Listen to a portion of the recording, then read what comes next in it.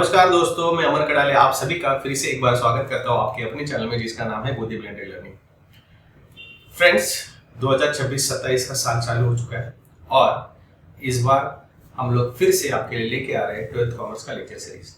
और आज हमारा जो लेक्चर है वो है organisation of commerce and management का second chapter, that is the functions of management. तो चलिए शुरू करते हैं हमारे आज के चैप्टर को। सो फंक्शंस ऑफ मैनेजमेंट मतलब एक मैनेजर क्या क्या तरीके से कंपनी को ऑर्गेनाइज करने के लिए, गोल को अचीव करने के लिए चीजें करता है, उसके बारे में हमें इस चैप्टर में सारी की सारी जानकारी मिलेगी। तो सबसे पहले देखते हैं कि ये फंक्शंस क्या क्या हो सकती है, और इससे पहले देखेंगे कि what is mean by management. Management का मतलब है the task which is taken to achieve organisational goal is called as management. There are number of task need to be done to achieve the organisational goal. वो क्या क्या चीजें करनी पड़ती है, किस तरीके से करनी पड़ती है, ये हम लोग इस पूरे चैप्टर में देखने वाले हैं। तो सबसे पहले देखेंगे, चलिए फंक्शंस ऑफ मैनेजमेंट क्या क्या होते हैं। जैसे कि आप इस एक पिक्चर में देख सकते हो, एक मैनेजर दिखाया गया है जो नंबर ऑफ टास्क करते हुए दिखाया गया है, और एक्चुअल रियलिटी में भी वैसे ही होता है। एक मैनेजर को कंपनी चलाने के लिए बहुत सारी चीजें करनी पड़ती है।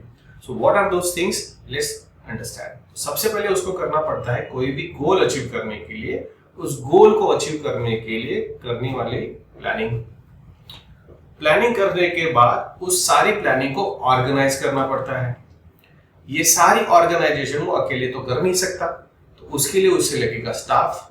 तो सेकंड, उसके बाद आता है स्टाफिंग होने के बाद उस सारे जो स्टाफ है उनको प्रॉपर डायरेक्शन देना बहुत जरूरी है।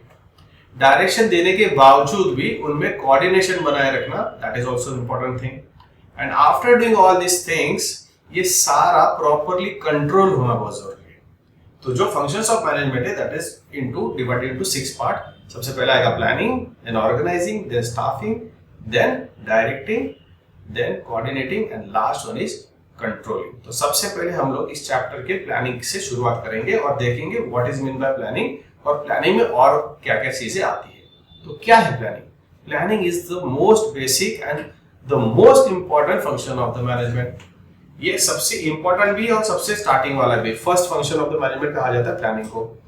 Every function of management is based on the planning, क्योंकि प्लानिंग अगर नहीं होगी तो बाकी के आगे के सारे फंक्शंस गड़बड़ कर देंगे।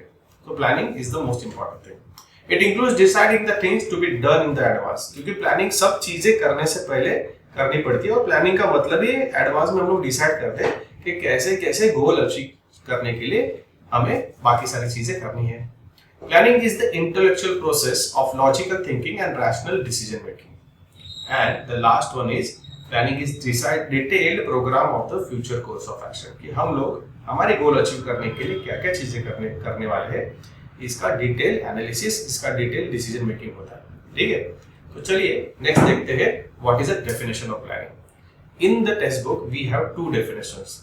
The first one is written by Knudsen and O'Donnell, that says that planning is deciding in advance what to do, how to do, when to do, and who is going to be do.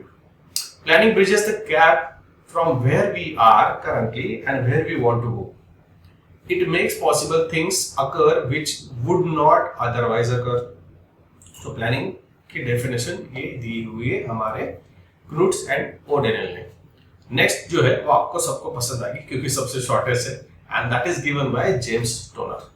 Planning is the process of establishing goals and suitable course of action of achieving these goals. ये दी हुई है James and stoner में।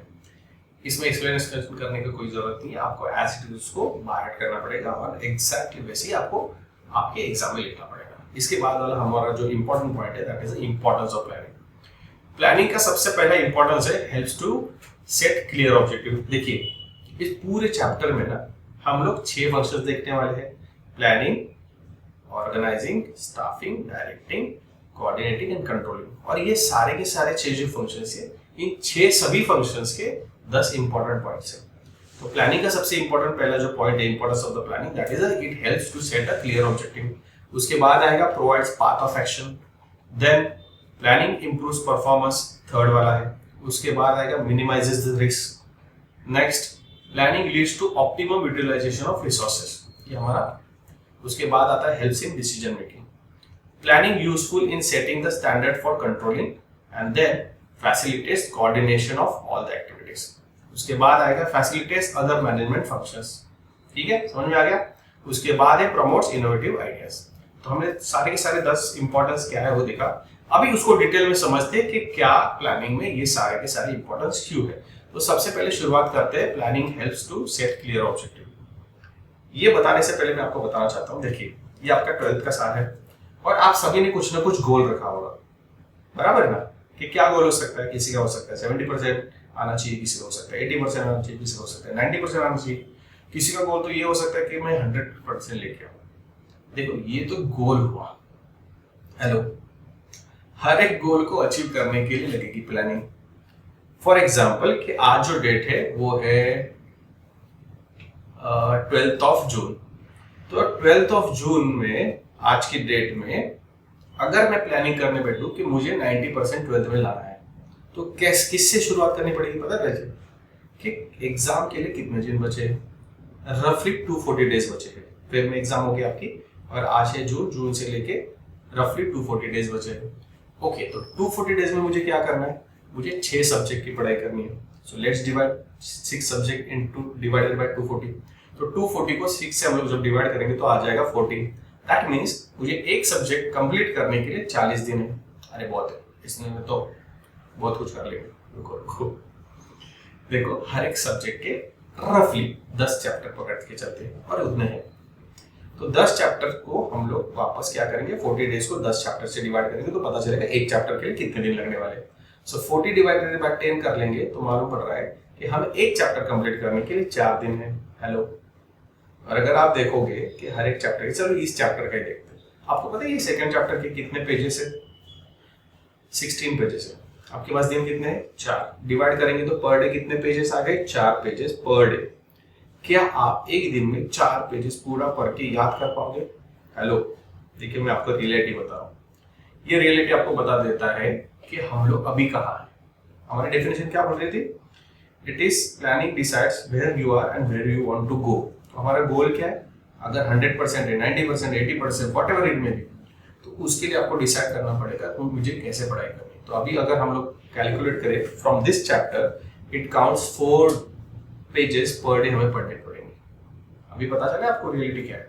वैसे ही company के साथ, organisation के क्या साथ क्या होता है, planning involves setting objective and targets and creating plans to achieve them. It helps manager analyse the current state of the organisation and based on that analysis determine the best way to reach their desired goal in the future. तो ये management के लिए help out करता है कि उनका जो company का गोल है उसको अचीव करने के लिए, एक सेट करने के लिए क्लियर ऑब्जेक्टिव क्या है कि हमें क्या करना है, कैसे करना है। ठीक है, what is next, provides the path of action. जैसे मैंने आपको बता दिया कि कितने दिन बचे हैं, 240, सब्जेक्ट कितने हैं, 6, डिवाइड कर दिया, हमें पता चला कि 40 दिन है एक सब्जेक्ट के लिए।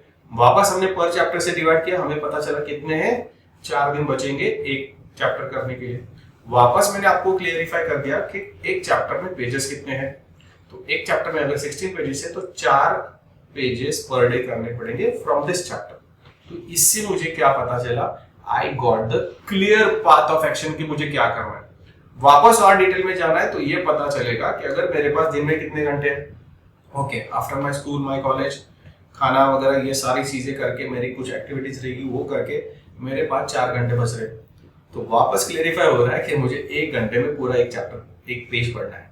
आप समझ रहे हो, ये प्लानिंग की वजह से हमें क्लियर पाथ ऑफ एक्शन मिल जाता है। Same thing happens with the company. Planning clearly determines the goal and objective of an organisation. अगर मुझे गोल पता चल रहा है तो उसके लिए मैं पार्ट डिसाइड करूंगा कैसे जाना है, because we have number of options to choose between. वैसे ही this goals act as a guide, providing direction to the right things at the right time in the right वे।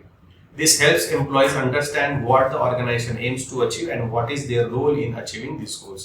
अभी देखिए, मुझे पता चला कि मेरा गोल क्या है और उसके लिए मुझे क्या-क्या रोल प्ले करने हैं, ये भी पता चल गया। ठीक है, देखते हैं नेक्स्ट पॉइंट क्या बोल रहा है।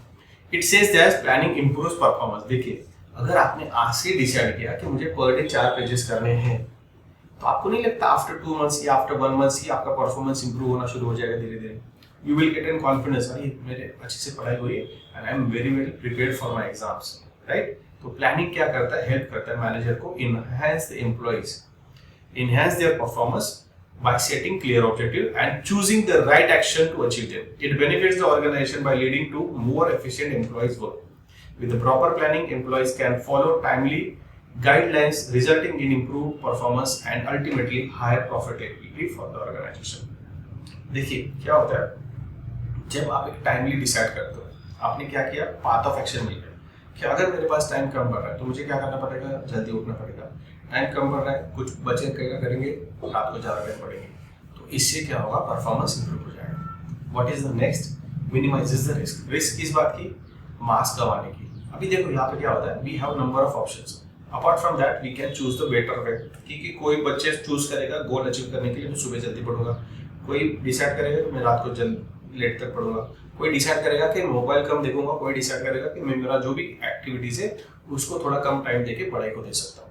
तो ये जो प्रॉपर प्लानिंग मेरा क्या करेगा, मेरा रिस्क रिड्यूस करेगा इस चीज का कि मेरा जो डिसाइडेड गोल था उस तक अचीव करने के लिए अगर कुछ गड़बड़ हो सकता है तो उसको एलिमिनेट करेगा। अपार्ट फ्रॉम दैट क्या होता है, देखो कंपनी के साथ planning is based on forecasting techniques which involves looking into the future and anticipating changes.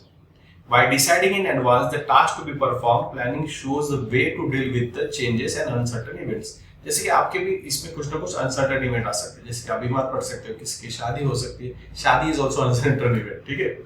तो ये सारी चीजें आपका क्या करेगी, शायद शेड्यूल बिगाड़ सकती है, गड़बड़ कर सकती है, but you have to anticipate this kind of risk. और उसको एलिमिनेट करने के लिए आप क्या कर सकते हो, एक बफर जोन रख सकते हो कि अगर कुछ ऐसा हुआ, what will be my plan of action, कि उस समय में क्या कर सकता हूँ। इस चीजों से क्या हो सकता है, आपकी जो रिस्क है, by wasting your days, by diverting from your objective goals, तो उसके लिए आपको ये प्लानिंग क्या करेगी, हेल्प कर सकती है। And same thing it does with the organisation. Planning leads to optimum utilisation of resources. देखिए हमने प्लानिंग किया है, क्या दिन में 4 घंटा पढ़ना है, बट अपार्ट फ्रॉम दैट आपके पास नंबर ऑफ रिसोर्सेज है। सबसे इंपॉर्टेंट रिसोर्स है आपके हाथ में जो मोबाइल है वो, राइट। मोबाइल का हम लोग पूरी तरीके से इस्तेमाल नहीं करते, बहुत बार ऐसे होता है। There are number of functions available in the mobile but we can't do, मतलब हम लोग नहीं करते इस्तेमाल इतना ज्यादा, जितनी जरूरत है उतना हम लोग कर लेते हैं। अभी हमने जो गोल डिसाइड किया है that we want to achieve 90%, 100%, 95%, 85%, whatever it may be, उसमें ये रिसोर्सेज आपकी कैसे हेल्प कर सकते हैं मैं आपको बता देता हूँ। For example if you are travelling somewhere, in that you can't read because गाड़ी हिलती है वगैरह, number of other things is there in that particular time period. For example मैं जब कॉलेज जा रहा था तो मुझे कॉलेज जाने के लिए 1 घंटा लगता था in traveling। मुंबई में रहता हूँ, मुंबई में आपको पता है बहुत सारा ट्रैफिक होता है, सो वो 1 घंटे को मैं इस्तेमाल कैसे कर सकता हूँ, in that particular period मैं अमर सर का वीडियो देख सकता हूँ मोदी ब्लेंडेड लर्निंग पे, right. That is called as optimum utilisation of resources. मेरा गोल अचीव करने के लिए जो टाइम अवेलेबल है, जो रिसोर्सेज अवेलेबल है, उसको फुल्ली यूटिलाइज करना, that helps us to achieve our goal. Same thing happens with the company. Company have number of resources. Apart from that, which resources need to be used at what time and at what place, that is the important thing that the company need to do. Manager का वही काम है उसको properly analyse करना। Example बता देता हूँ थोड़ा अलग। आप बहुत लोग क्रिकेट देखते होंगे, राइट। रिसेंटली आईपीएल खत्म हुआ है and we are moving towards number of other tours and number of different matches. अभी इंडियन क्रिकेट टीम या जो भी हमारे सिलेक्टर्स हैं वो बेस्ड ऑन कौन सी कंट्री में हम लोग खेलने वाले, वहां का पिच किस चीज के लिए सूटेबल है, आई मीन बैटिंग के लिए सूटेबल है, बॉलिंग के लिए सूटेबल है। अगर बॉलिंग के लिए सूटेबल है तो फास्ट बॉलिंग के लिए सूटेबल है या स्पिन बॉलिंग के लिए सूटेबल है। अगर ऐसी चीजें अवेलेबल है, सब उनको पता है, तो वो प्रॉपर डिसीजन ले सकते हैं, प्रॉपर प्लानिंग कर सकते हैं। अगर पिच सूटेबल है स्पिनर्स के लिए, they will took the more spinners in the team. अगर पिच सूटेबल है फास्ट बॉलर के लिए तो वो फास्ट बॉलिंग के लिए जो बॉलर्स अवेलेबल है उनको चूज कर सकते हैं। That is called as optimum resources utilisation. मेरे पास रिसोर्सेस बहुत है लेकिन उसके उस सिचुएशन के लिए मेरा गोल अचीव करने के which are the optimum utilisation available, वो हम लोग देखेंगे। जैसे कि आप एक इमेज देख सकते हो, एक इमेज में भी ऑप्टिमम यूटिलाइजेशन किया हुआ दिख रहा है। जैसे कि स्टेयरकेस है, बहुत बार क्या होता है स्टेयरकेस के नीचे कुछ नहीं होता है, बट इस बंदे ने क्या किया है, पूरा स्टेयरकेस के नीचे कबर्ड बना के उसका ऑप्टिमम यूटिलाइजेशन किया है। That means he did not waste the place available. आप समझ रहे हो, ये है optimum utilisation. Next is what, helps in decision making. अभी डिसीजन मेकिंग में कैसे हेल्प करेगा, for example let's see about the organisation. Planning provides various alternatives for the management to consider. To achieve the goals, planning helps managers select the best alternative of weighing all the positive and negative outcomes of each option. Decisions are made after evaluating these alternatives courses of actions to achieve a preferred goal. Helps manager to make rational and informed decisions. यहाँ पे क्या हो रहा है, manager के पास बहुत सारे options available, उसमें से उसको राइट चूज करना है। जैसे कि आपके पास बहुत सारे options available, there are number of types of books, right. एक पर्टिकुलर पब्लिकेशन का बुक है, पर्टिकुलर टीचर का बुक है, या आपके क्लास नोट्स है, या फिर टीचर ने दिए हुए नोट्स है। उसमें से बेस्ट कौन सा है, which helps me to achieve more marks, ये आपको चूज करने में हेल्प होगी जब आप इसको प्रॉपर्ली प्लानिंग के साथ करोगे। My video also help you कि अगर अमर सर अच्छा पढ़ा रहे तो we will go with Amar sir, if you don't feel that नहीं तो आप कोई और ऑप्शन डिसाइड कर सकते हो। So planning helps you to decide the proper thing at the right time. उसके बाद वाला पॉइंट हमारा क्या बता रहा है, useful in setting the standard for controlling. See, आपका जो गोल है 90, 100, 95, 85, ये गोल अचीव करने के लिए you need to do certain things.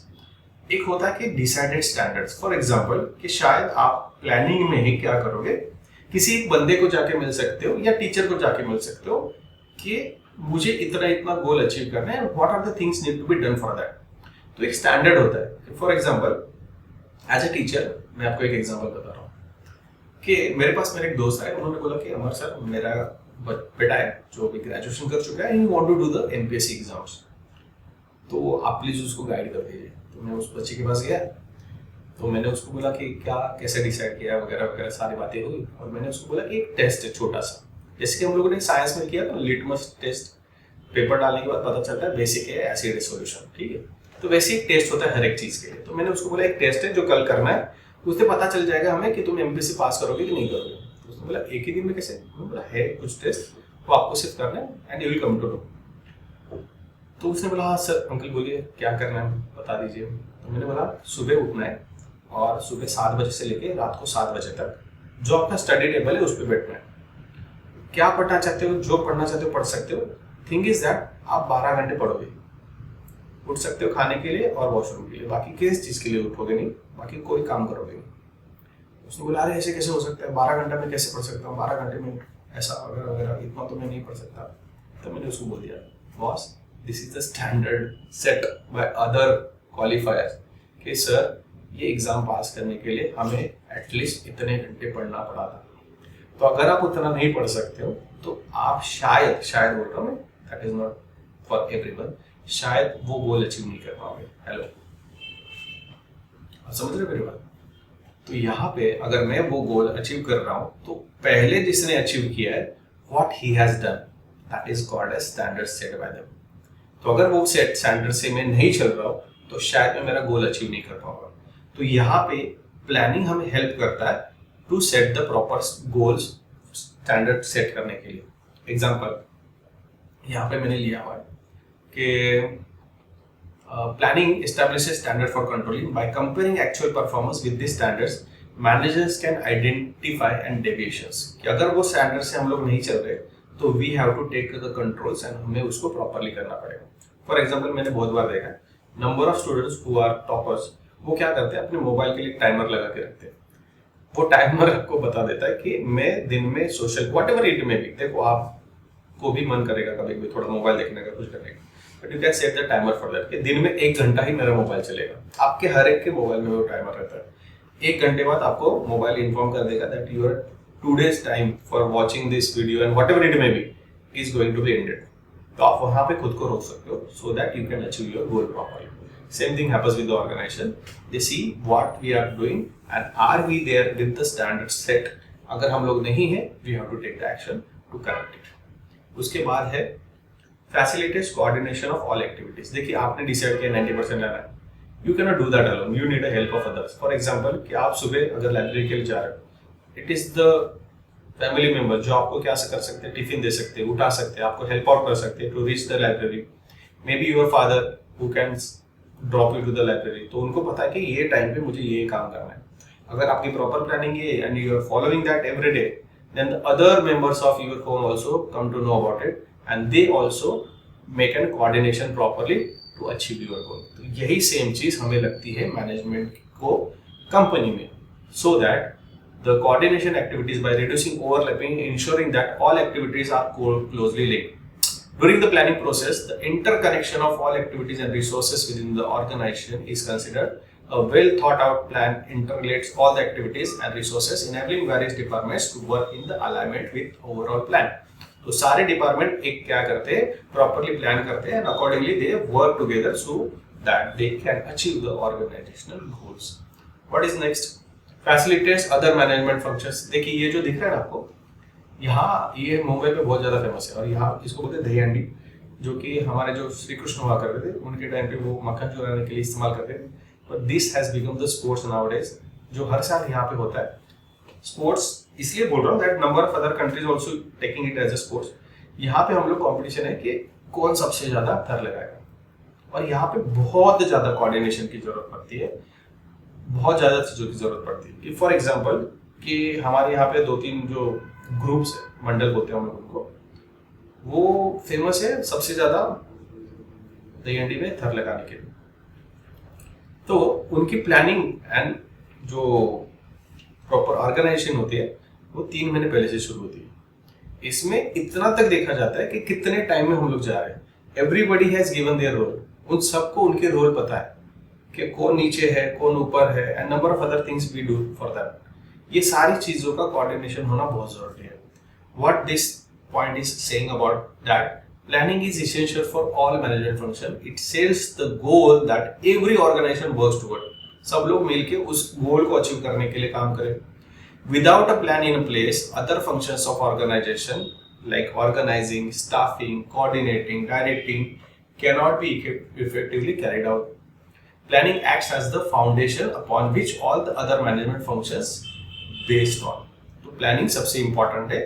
जो नीचे का थर अगर ठीक नहीं रहेगा तो ऊपर सारे कोई चढ़ नहीं पाएंगे. तो प्लानिंग जो है ना बेस है पूरी ऑर्गेनाइजेशन का, उसके ऊपर other department, other functions work properly unless they will collapse. ठीक है. The last point, promotes innovative ideas. Planning करते वक्त इनोवेटिव आइडियाज आती है. इनोवेटिव आइडियाज मतलब क्या है कि how we can do it differently. Either how can I save the time, either how can I achieve more effectively the product, more effectively my goal, more effectively my objective. तो planning help करता है innovative ideas generate करने के लिए. Planning being the cornerstone of the management involves decision making that encourage the promotion of innovative ideas through the critical thinking. These innovations plans ultimately contribute to the achievement of organizational goals. It's challenging task for the management as it guides all the future actions leading to the growth and prosperity of the organization. For example, मैं आपको story सुनाता हूँ. एक बार क्या हुआ, एक toothpaste की company का मीटिंग चल रहा था, बोर्ड मीटिंग, और उस मीटिंग में ये सोच रहे थे सब लोग कि हम लोग तो बेस्ट है, टॉप पे है, but still everybody needs growth. तो हमें हमारा सेल बढ़ाने के लिए क्या करना चाहिए. तो सब लोग अपने अपने ओपिनियंस दे रहे थे. इतने में वो कुछ अच्छी नहीं लग रही थी कि इससे नहीं हो सकता. फॉर एग्जाम्पल क्या बोला, एडवर्टाइजमेंट करेंगे. उन्होंने बोला पहले से बहुत एडवर्टाइजमेंट कर रहे हैं, सेल उतना ही है. लोगों को मोटिवेट करेंगे 2 बार ब्रश करने के लिए, तो ऑलरेडी कर रहे हैं, वो भी नहीं हो रहा है. So what are the other things जिससे कि हमारा सेल बढ़ सकता है. हम लोग भी टॉप पे, तो दूसरी कंपनी को परचेस नहीं, वो सब चीजें एलिमिनेट हो गई और नहीं हो पा रहा है. तो सब सोच रहे थे कि क्या करना है. इतने में जो वहां पे चाय दे रहा था वो बोला, सर मैं बताओ क्या करना है, मेरे पास आइडिया है. क्योंकि वो शुरू से सारी प्लानिंग प्रोसेस सुन रहा था. इन दैट उसने एग्जाम्पल दिया कि सर के जो ओनर था वो अच्छा था, बोला बता बेटा क्या सोच रहे, तो कैसे हम लोग सेल इंक्रीज कर सकते हैं. बाकी मैनेजर्स को थोड़ा ऐसे लगा, अरे यार हम लोग इतने MBA ऑक्सफोर्ड ये से पढ़ के आए, अब ये चाय वाला बताएगा क्या करना है. But thing is that innovative ideas planning process में रहने से इनोवेटिव आइडियाज आ सकते हैं. वो बंदा बता देता है कि सर आपका सेल बढ़ाने के लिए आपने सब कुछ कर लिया, एक छोटी सी चीज कर दो सेल बढ़ जाएगा. छोटी सी चीज वो क्या है, उसने बता दिया कि आपका जो कैप है जिससे टूथपेस्ट बाहर आता है उसका बड़ा कर दो. हेलो, और कंपनी ने वो इम्प्लीमेंट कर दिया, उनका सेल बढ़ गया. क्यों पता है?